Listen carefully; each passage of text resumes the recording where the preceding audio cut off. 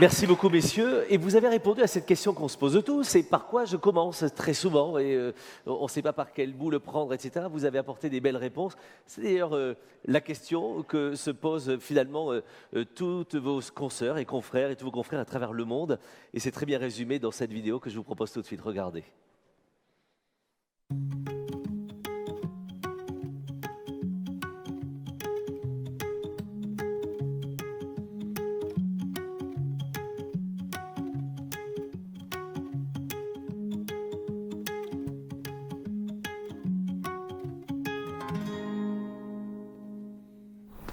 Once upon a time, I was happy, I was fine. Well, not exactly fine, but making it work till the world blew up. All over my face, all over my newsfeed, all over the place. Disaster everywhere you turn. Things are moving faster in the wrong direction. Splitting apart, breaking my heart. I wanna help, but I don't even know where to start. I wish that things could be more boring, never raining, always pouring. There's no way to make it better.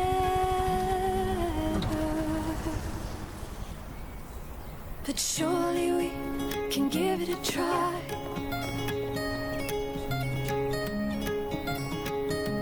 Maybe we can turn the tide.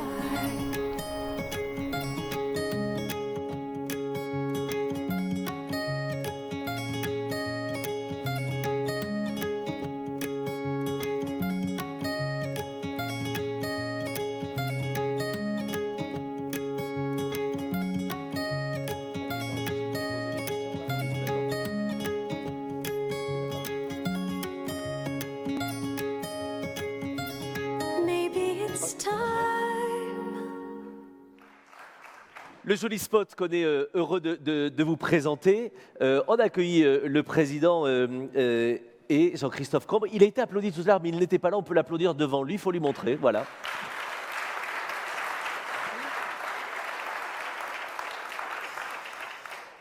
C'est bien fait pour vous deux. Alors, on va regarder la stratégie ensemble parce qu'évidemment, c'est une question qui intéresse tout le monde.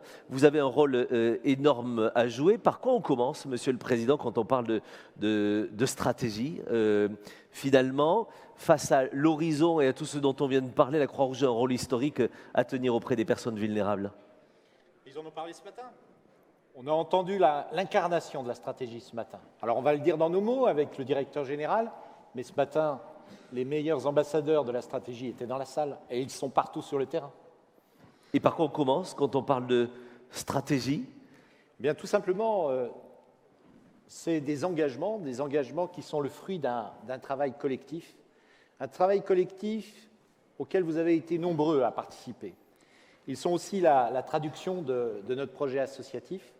Et c'est sans doute l'une des premières fois dans l'histoire récente que notre association, nous interrogeons lors d'une assemblée générale sur les orientations stratégiques. C'est donc un moment très important pour notre dynamique collective, pour faire collégialité, comme je le disais tout à l'heure. Eh bien, cette dynamique collective, elle va se traduire dans le chat, dans les questions que vous allez pouvoir poser les uns et les autres. Et je vous laisse tous les deux nous présenter la stratégie. Je vous retrouve dans quelques minutes. Merci Nicolas, à tout à l'heure. Oui, alors, ce que nous allons faire avec Jean-Christophe, c'est de vous présenter ce travail collectif. Proposer devant vous ce matin et à travers les écrans à l'ensemble des salariés bénévoles qui nous regardent, ces engagements stratégiques, c'est proposer ensemble tout simplement de répondre à des défis qui se posent à la société en général et à la Croix-Rouge en particulier. En fait, nous avons retenu 4 qui représentent ce qu'on a entendu ce matin. D'une part, la multiplication des crises, notamment environnementales, et pas seulement, et donc la réponse aux conséquences sanitaires et sociales. L'éducation et la prévention qui permettraient d'être mieux préparés à y faire face et à éviter un certain nombre de ruptures. La question du lien social et de l'insertion. Et enfin, la transformation qui impacte la Croix-Rouge en tant qu'acteur, l'évolution des formes d'engagement ou encore l'augmentation de la concurrence pour notre association. Le premier défi des crises, c'est les événements extrêmement imprévus qui vont se multiplier, vous l'avez entendu, s'intensifier et se diversifier, notamment sous l'effet des dérèglements climatiques et des enjeux géopolitiques. Il pourra s'agir autant de catastrophes naturelles ou industrielles que de pandémies, d'aggravation aussi des crises sociales ou voire politiques. Toutes ces crises vont se nourrir entre elles et exposeront d'abord et plus fortement les plus vulnérables. Ces crises aggravent leur fragilité. Ensuite, le deuxième défi, c'est l'éducation et la prévention, notamment face à ces crises. L'éducation, c'est la mère de toutes les batailles. C'est par là que tout commence. Et ce n'est pas, vous l'avez entendu également, que l'affaire de l'école ou des familles. Nous sommes tous concernés. C'est, comme j'aime à le dire très souvent, donner des outils pour la vie, pour se protéger soi, pour protéger les autres, dans un pays, la France, où la prévention est encore trop peu développée. Mais aussi, c'est éviter aux personnes et à la société un certain nombre de comportements à risque. Finalement, c'est éveiller la conscience humanitaire par des gestes, l'altruisme, l'envie d'engagement, de prendre soin. C'est la voie sans doute la plus directe pour reconstruire et faire société.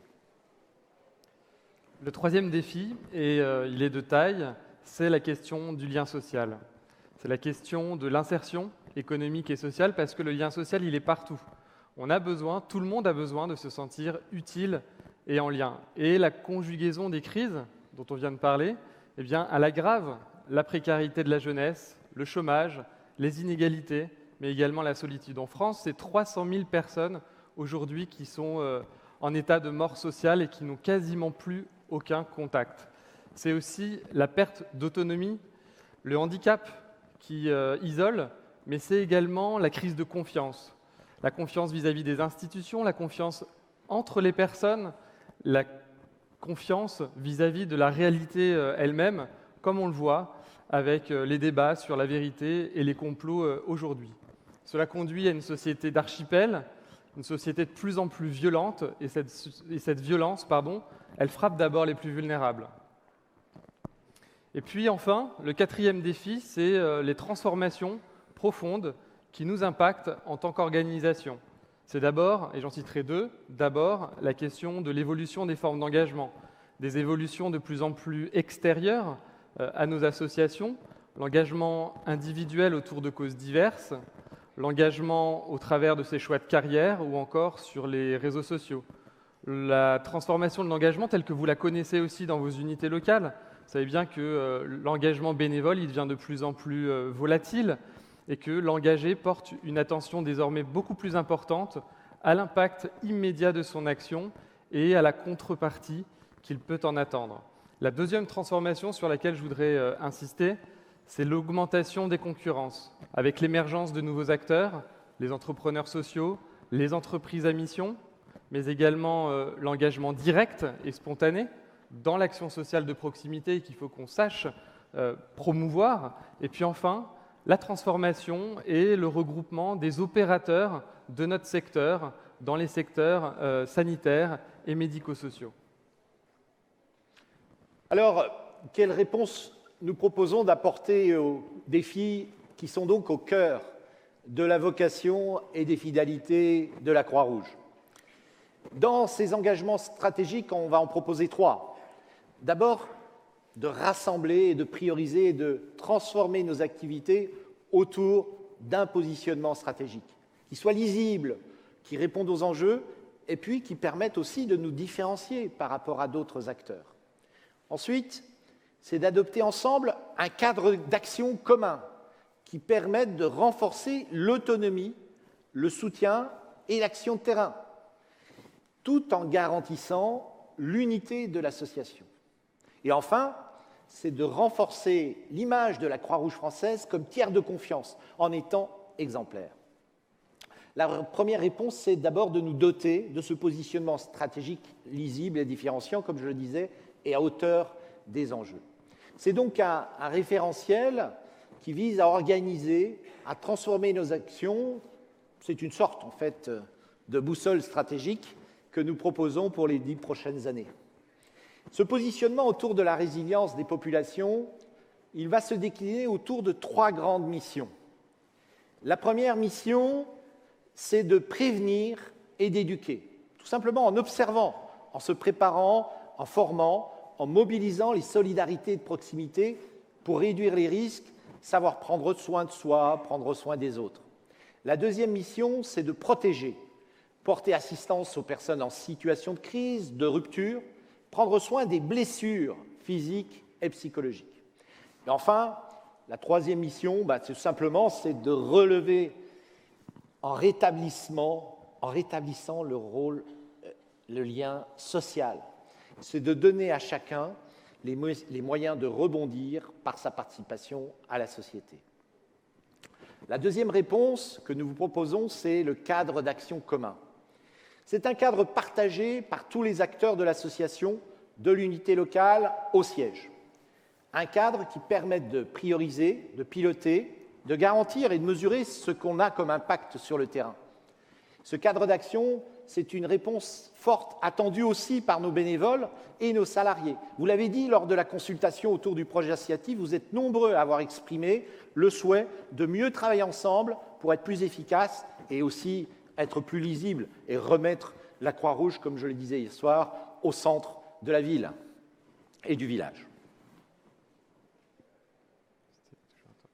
Ce cadre commun répond à 3 grands objectifs. D'abord, concentrer nos ressources humaines, financières et matérielles sur ces activités à fort impact.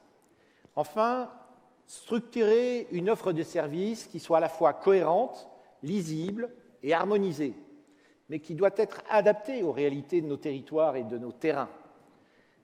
Et finalement, c'est tout simplement renforcer la présence locale, car évidemment, c'est là où se passe l'action. Notre ambition, c'est de renforcer la liberté d'initiative du terrain et de garantir l'unité de l'association.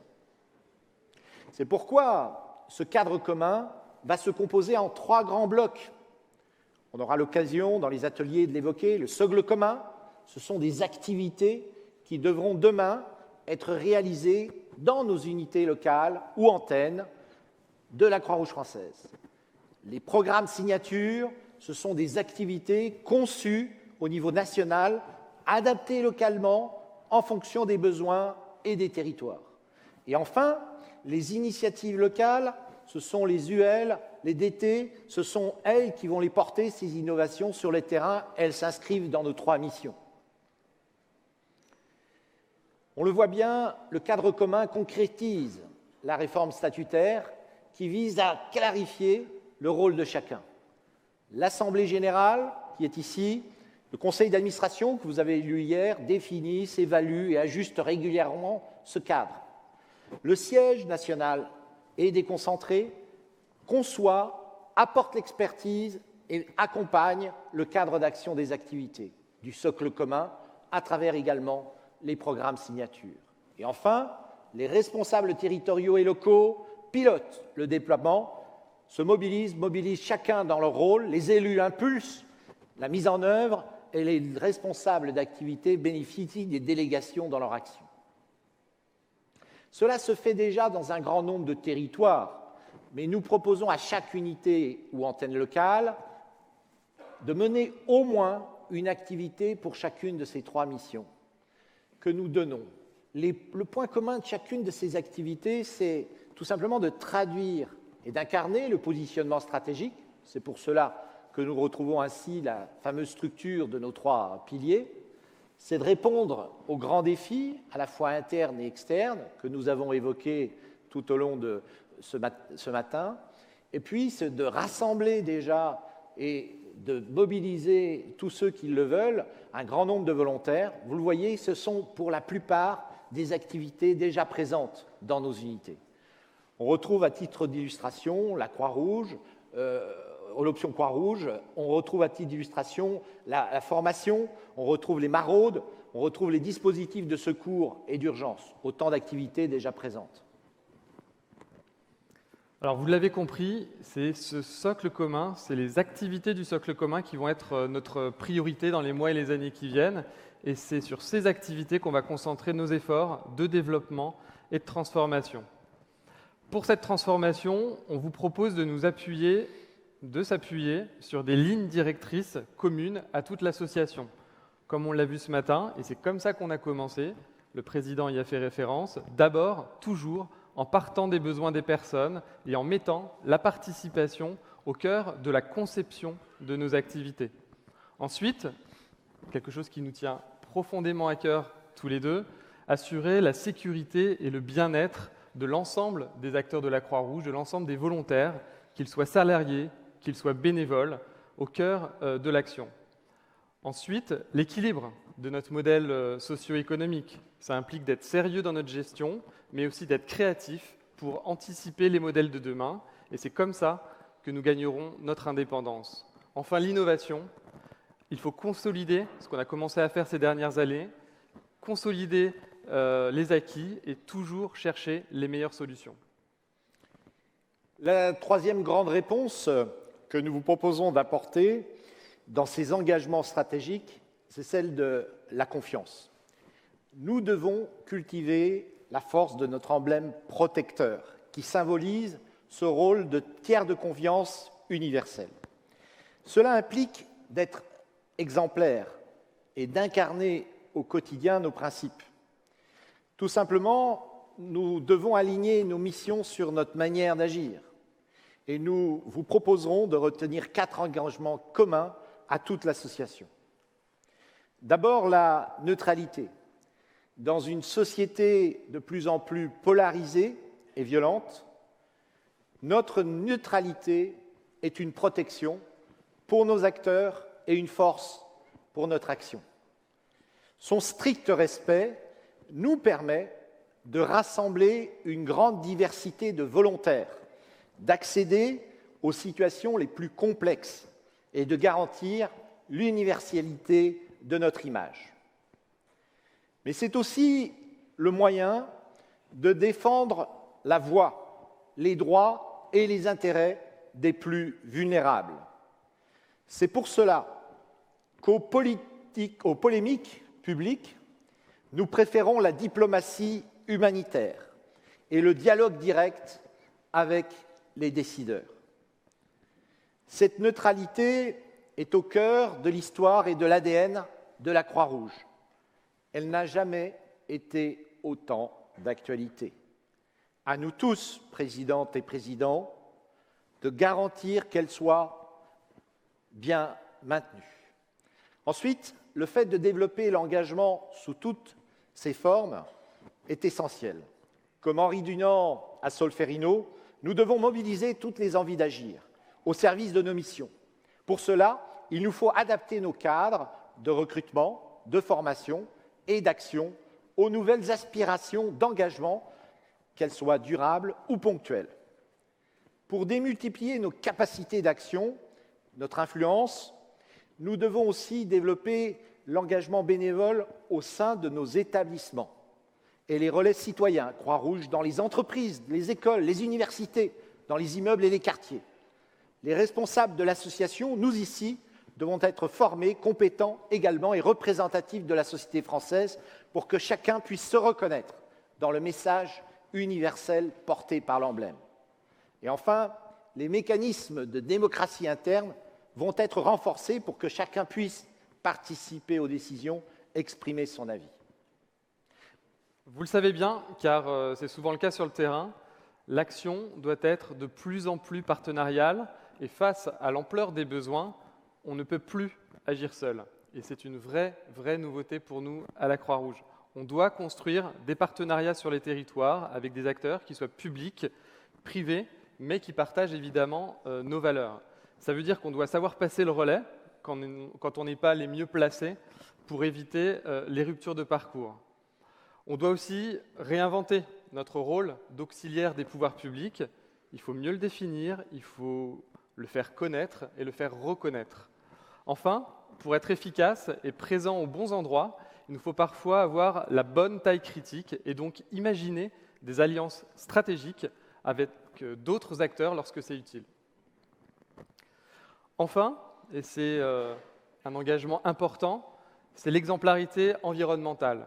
On sait que les conséquences des changements climatiques sont déjà là et qu'on doit s'y adapter, mais ça n'est pas suffisant. Pour ne pas aggraver les causes dont nous prenons en charge les conséquences, nous devons réduire progressivement l'impact environnemental de l'ensemble de nos activités avec un objectif clair d'atteindre la neutralité carbone d'ici à 2050. On doit aussi sensibiliser 100% de nos volontaires aux pratiques éco-responsables et assurer la transition écologique de nos bâtiments, de nos consommables, mais également de nos déplacements. Enfin, pour limiter notre consommation d'énergie et favoriser l'émergence de solutions innovantes, on mettra la sobriété au cœur de nos pratiques.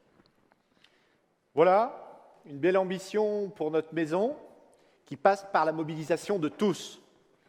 Nous devons être au rendez-vous de l'histoire et assumer pleinement notre raison d'être. Face aux crises, nous devons nous mettre en ordre de marche, en commençant par prendre soin de nos acteurs. Ces engagements stratégiques, nous en sommes convaincus, permettront d'accomplir notre vocation en rendant plus visibles nos missions et en clarifiant les responsabilités de chacun. D'être plus efficace au service des personnes vulnérables, de garantir l'unité de nos acteurs bénévoles et salariés qui ont besoin d'un cap clair et porteur de sens, et nous sommes convaincus que cela renforcera notre attractivité pour nos financeurs, nos partenaires et toutes les personnes qui nous rejoindront. Voilà une dynamique sur laquelle nous comptons fortement aller pour que la Croix-Rouge rentre dans les défis de l'avenir.